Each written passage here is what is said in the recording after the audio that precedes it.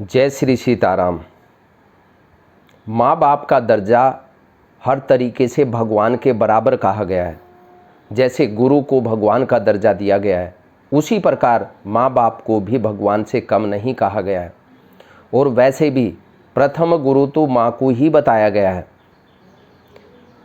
रुद्र संहिता में कहा गया है कि जो पुत्र अपने माँ बाप की सेवा करके, जो पुत्र माता पिता की पूजा करके उनकी प्रदक्षिणा करता है, वह संपूर्ण पृथ्वी की परिक्रमा के बराबर जो फल प्राप्त होता है, वही फल उसे सुलभ हो जाता है ना। कितनी उच्च कोटि की बात।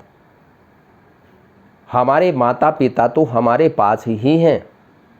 हम हर रोज़ उनकी प्रदक्षिणा करके पूरी पृथ्वी की परिक्रमा का फल प्राप्त कर सकते हैं।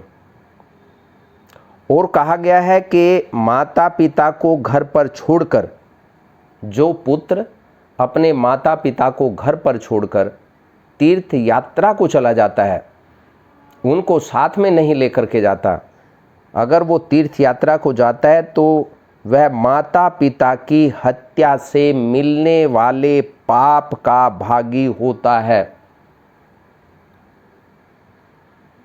इसलिए ध्यान रखने की बात है कि अगर आप तीर्थ यात्रा पर जा रहे हैं तो अपने माता पिता को ज़रूर लेकर के जाएं। बल्कि आप लेकर के नहीं जाएं, उनको कहिए कि हम आपके साथ तीर्थ यात्रा पर चलेंगे। निश्चित तौर पर जो फल आपको प्राप्त होने वाला है, उससे कई गुना ज़्यादा फल आपको तीर्थ यात्रा का होगा। और वैसे भी बताया ही गया है कि तीर्थ यात्रा तो माँ बाप के चरणों में ही हर तीर्थ निवास करते हैं, फिर कहीं भी जाने की आवश्यकता नहीं है। और ये भी कहा गया है कि जिनके माँ बाप जीवित हैं, उनको किसी भी मंदिर में जाने की आवश्यकता नहीं है। वो अपने माँ बाप की सेवा करें, उनका आदर करें, उनकी आज्ञा का पालन करें। उनको किसी भी मंदिर में जाने की ज़रूरत नहीं है, किसी तीर्थ पर जाने की ज़रूरत नहीं है। लेकिन ये भी ध्यान रखने की बात है कि माँ बाप को छोड़कर किसी भी तीर्थ में ना जाएं। अगर तीर्थ की यात्रा करना चाहते हैं तो माँ बाप को लेकर के ज़रूर जाएं, क्योंकि और ये जो पहले भी कहा है कि उनको लेकर नहीं जाएं, बल्कि उनको ये कहें कि हम आपके साथ तीर्थ यात्रा करना चाहते हैं। कृपया पूर्वक आप हमें भी, यानी अपने बच्चों को भी आप तीर्थ यात्रा करवा दीजिए। इसके साथ साथ ये भी कहा गया कि पुत्र के लिए माता पिता का चरण सरोज ही महान तीर्थ है। अन्य तीर्थ तो दूर जाने पर ही प्राप्त होते हैं, परंतु धर्म का साधन भूत यह तीर्थ तो आपके पास ही सुलभ है। वो तो आपके घर में ही मौजूद हैं।